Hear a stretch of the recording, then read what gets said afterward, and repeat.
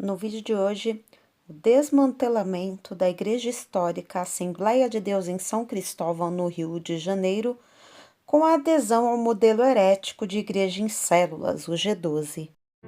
Seja bem-vindo ao Diário Pentecostal Historiando, análise histórica e crítica sobre o movimento pentecostal brasileiro. Se inscreva no canal e siga nossas redes sociais. O povo que não conhece a sua história está condenado a repeti-la. A Assembleia de Deus em São Cristóvão, no Rio de Janeiro, foi pioneira no movimento pentecostal no estado do Rio de Janeiro. Dela procederam muitas outras Assembleias de Deus no estado fluminense e até fora dele. Até mesmo líderes de outras denominações pentecostais passaram nesse ministério.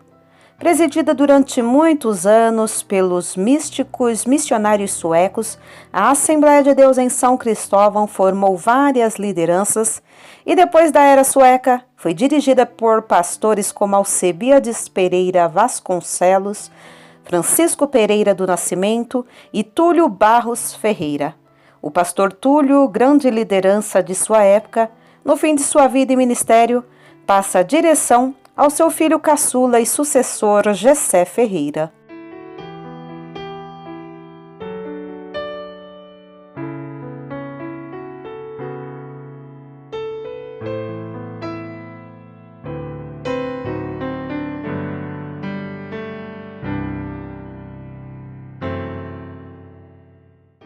Ainda em vida, o pastor Túlio desligou-se da CGADB, Convenção Geral das Assembleias de Deus no Brasil, e aderiu à nova dimensão espiritual. Separado ao apostolado e seu filho a bispo, adota o método do G12 e promove transformações profundas na igreja. Convém lembrar que o genro do pastor Túlio Barros, Jonatas Câmara, é pastor-presidente da Igreja Assembleia de Deus em Manaus e líder da Convenção do Estado do Amazonas. Nessa igreja, ele adotou o método do G12, provocando enormes polêmicas e divisões em Manaus. Seu irmão Samuel Câmara, por sua vez, na liderança da Igreja de Belém, por força do ministério local, não conseguiu esse feito, com risco até de perder seu cargo se insistisse no projeto, ou seja, o interesse de implantar um projeto como o G12 nas Assembleias de Deus era algo mais amplo, com referenciais no mínimo familiares. Com todas essas mudanças feitas em pouco tempo, um bom número de crentes saiu da igreja, fundando um outro ministério, uma congregação nova, porém herdeira da antiga São Cristóvão, que se perdeu no emaranhado de novidades teológicas e litúrgicas adotadas pela nova liderança. Nesse processo de adesão ao G12, outro passo foi a aceitação do chamado Movimento de Restauração Apostólica, onde ministérios e igrejas reconhecem como apóstolos seus principais líderes. Pastor Túlio, em 2004, ao ser jubilado, no caso aposentado das suas funções ministeriais, recebe a consagração de apóstolo e seu filho, o de bispo. Assim, pastor Ferreira tornou-se o primeiro apóstolo das Assembleias de Deus no Brasil, mesmo a denominação não reconhecendo a titulação eclesiástica. Foi conhecida até o ano de 2006 como Assembleia de Deus de São Cristóvão. A nova denominação é formada pela conjunção do nome original da época dos missionários Gunnar Wingren e Daniel Berg com o nome oficial da instituição. A mudança de nome para Missão Apostólica da Fé foi mais uma forma de romper com o tradicionalismo. Segundo seus líderes, seria um retorno às origens pentecostais ou uma questão de marketing. Para saber mais sobre o movimento G12, assista aos vídeos Igreja em Células e CGADB e o movimento G12 aqui no canal. A Igreja Assembleia de Deus, Missão Apostólica da Fé, ADEMAF, Ministério de São Cristóvão, as igrejas aliançadas, seus ministros e ministras se inscreveram na Convenção da Assembleia de Deus no Brasil, a CADB, durante um culto que ficará para a história da denominação. Se inscrever na CADB, como diz o slogan, é voltar ao lar e resgatar a história da denominação, segundo eles.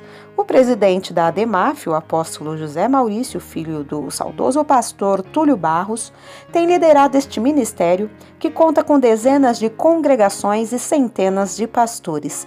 Juntos, eles passam a integrar a CADB, que já possui milhares de ministros registrados em todo o país. Os projetos da ADEMAF, Escola de Preparação de Obreiros Evangélicos EPOI desde 1971, Programa de TV Encontro de Fé, o Projeto Esdras com o objetivo de reorganizar as filiais, Projeto Atos, como incremento à evangelização por meio da abertura de centros de expansão missionários, pelos quais foram fundados os complexos da Baixada Fluminense e da Zona Sul, situados no Rio de Janeiro, capital, ambos desde 2007. O líder da Assembleia de Deus Missão Apostólica da Fé, no Rio de Janeiro, é Jessé Maurício Ferreira, caçula dos 8 filhos do apóstolo Túlio Barros e da irmã Eunice Ferreira. Jessé Maurício é casado com a bispa Luciana Ferreira e pai de 2 filhos. Possui teologia pela Escola de Preparação de Obreiros Evangélicos EPOI, letras pela Universidade Estácio de Sá, no Rio de Janeiro, graduado em Relações Internacionais e Comunicação Social, mestre em Ciências da Religião e Administração pela Golden Pacific College, Estados Unidos, e doutor em Teologia pela Friends Christian University. Em 1988, foi ordenado a pastor por seu pai, o apóstolo Túlio Barros Ferreira. Ungido bispo pelo Dr. Frank Dupré Júnior em 2004, quando seus pais foram ungidos apóstolos. Em setembro de 2009, foi ungido apóstolo pelo apóstolo João Pereira e pelo pastor Jonatas Câmara. A partir de 2005, após exercer sua vice-presidência entre 1998 e 2004, substituiu seu pai na presidência da Assembleia de Deus, Missão Apostólica da Fé, nova denominação, conferida à Assembleia de Deus em São Cristóvão em 2006 com o apoio unânime da membresia. Jessé Maurício recebeu o prêmio da Associação Brasileira de Editores Cristãos com o livro Conhecendo o Deus da Bíblia. Publicou também o livro Maravilhas Extraordinárias e a Bíblia de Estudos voltada para conferencistas e pregadores. Membro do Comitê Nacional Evangélico Provida e Proética, criado em 2007, tendo sido seu vice-presidente e presidente. Presidente do CONAMEV, Conselho Nacional de Ministros do Evangelho, fundado em 2002 por seu pai como CONAMEP, Convenção Nacional de Ministros Evangélicos Pentecostais. Foi diretor do EPOI e do Seminário Integrado Teológico Pentecostal, SINTEP, em janeiro de 2000. Como jornalista, produziu o programa Compromisso com a Verdade, veiculado pela TV Bandeirante, tendo exercido o cargo de superintendente do projeto Jesus Sat, da Rede Boas Novas de Televisão de Manaus. Atualmente é apresentador do programa de televisão Encontro com a Fé.